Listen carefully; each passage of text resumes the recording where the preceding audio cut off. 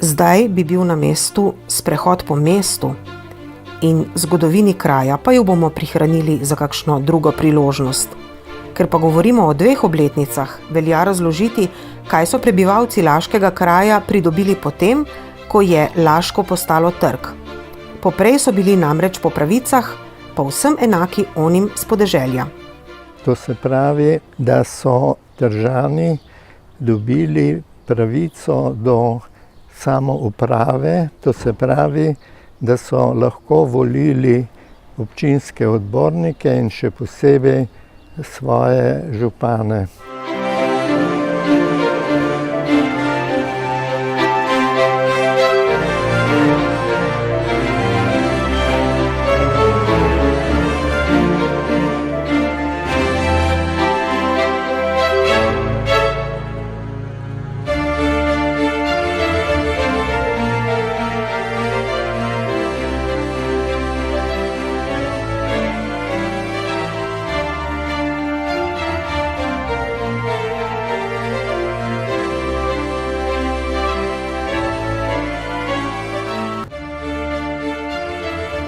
Sledeč zgodovinskim zapisom je kopališče oziroma zdravilišče v Laškem svoj pomen izkazovalo že veliko prej, preden je skozi kraj zapeljala južna železnica in trgu iz 13. stoletja dala zamaha za nagel razvoj. No, želja okopati se v reki je bila še pred desetletji zelo živa in tudi izvedljiva. Voda je bila čista, življenje pa je teklo veliko bolj počasi, kot teče danes. Res pa so veljala drugačna pravila in družbene norme in sta bili tudi v Laškem ločeni moško in žensko kopališče. Tudi vožnja s splavom ali čolnom je bila nekaj najbolj običajnega. No, reka je priročno kopališče še danes, če drugače ne gre, in v parku se tudi da dobro spočiti. Razvoju kraja zdaj daje kompas zdravilnost vode.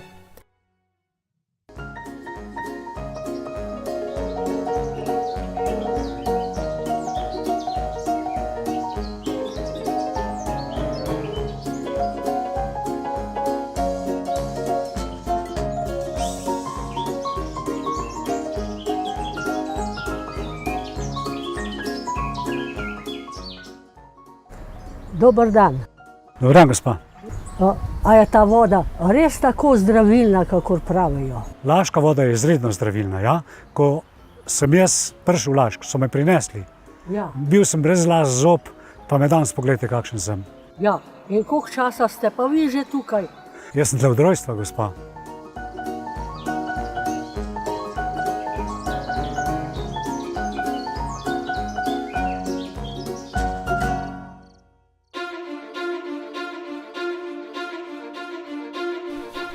Zgodbe srečnih koncev in dobrih začetkov v mestu, ki letos praznuje.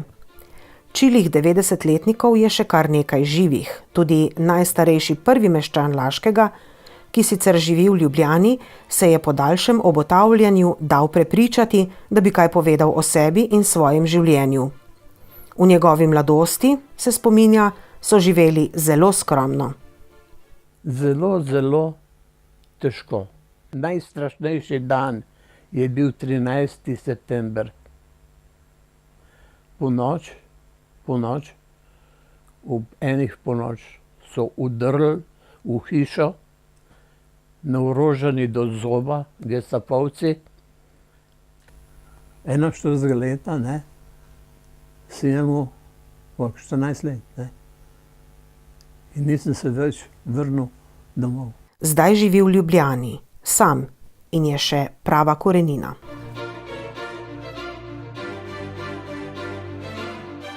Vedno, kadar nanese priložnost, pa rad pride domov dr. Tomo Korošec, ki je na svoj domači kraj zelo navezan. Njegova pripoved o tem, kaj je počel v otroških letih, je še zelo živa. Smo pri Črnem mostu. Ga ni Laščana, ki ne bi vedel, kaj je Črni most. Tu smo lovili ribe, se shajali tudi. Spekli smo si kdaj kakšno. No, Črni most je le eno od prizorišč, kjer se odvija tudi Pivo in cvetje, ki so mu zadnja leta nadeli ime festival. Poprej pa je bila zabavno-turistična prireditev, kjer se je pilo, plesalo in zabavalo. Organiziralo jo je domače turistično društvo. Mislim, da je bilo prvi praznik Piva in cvetja, kakšen je to bil. In smo pač mi to izkoristili tudi za reklamo pivovarne. Ne samo zaradi tega, da ga bodo laščali zdaj tudi okrog, ampak z reklamo pivovarne, pa da se čim več ljudi, tudi tujih, pa to pride v Laško, in smo to uspeli.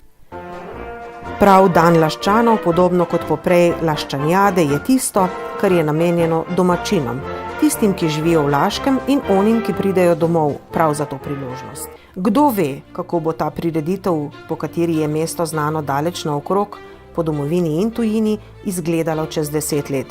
Vemo pa, česa bi si želeli v mestu mlajši in najmlajši. V mestu bo vse več turistov, ob reki Savinji bodo naredili mestno plažo, od Huma do Šmihela pa bo zipline.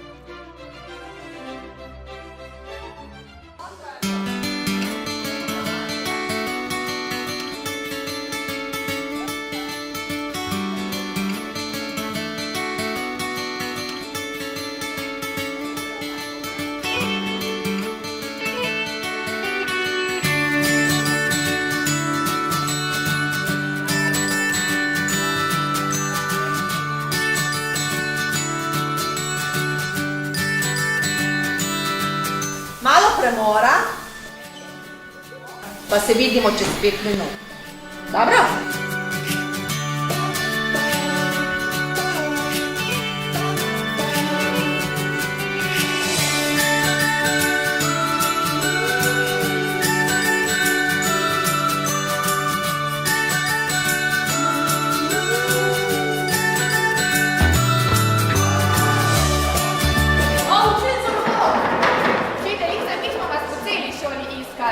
A ne veste, kje je razred? Gremo!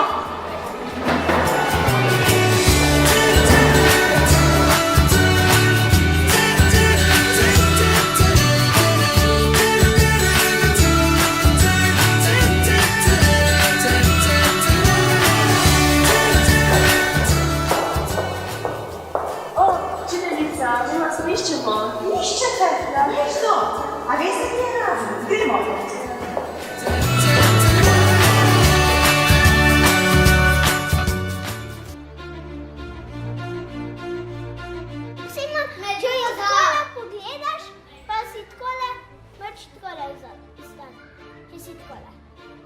Jaz sem jo že enkrat. Ja, čisto sem jo pogledal, pa se nisem spremenil. Koliko časa si jo pogledal? Še 1 minuto. Premalo.